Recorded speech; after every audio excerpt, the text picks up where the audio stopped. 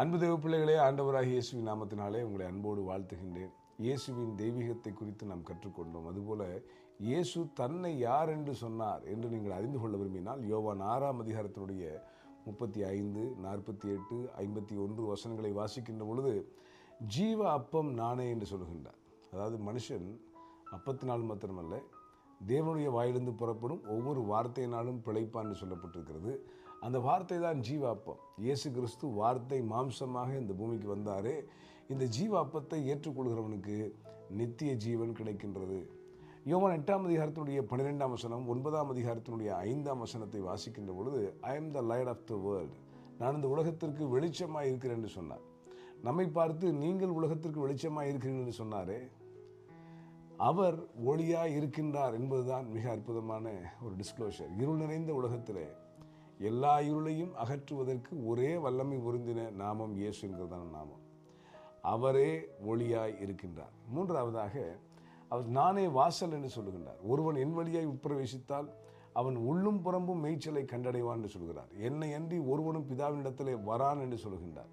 பிதாவினிடத்திலே செல்வதற்கான ஒரே வாசல் ஆண்டவராகிய இயேசு கிறிஸ்து. அவர் சொன்னார் யோவான் 10ஆம் அதிகாரத்தில், நானே நல்ல மெய்ப்பன் என்று சொல்கின்றார். நல்ல மெய்ப்பன் தன் ஆடுகளுக்காக ஜீவனை கொடுக்கிறார். இயேசு கிறிஸ்து தன்னுடைய ஆடுகளுக்காக ஜீவனையே கொடுத்தார் என்பதுதான் சத்தியம்.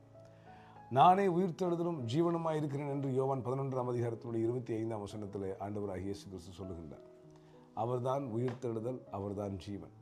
அவரை நம்புகிறவர்களுக்கு நித்திய ஜீவன் உண்டு. அவரை நம்புகிறவர்கள், கிறிஸ்துவானவர் எப்படி மரித்து அடக்கம் பண்ணப்பட்டு 3ஆம் நாள் உயிரோடு எழுந்தாரோ, அவரை விசுவாசிக்கிறவர்களும் மரித்தாலும் அவர்கள் பிழைப்பார்கள் என்பதுதான் சத்தியம்.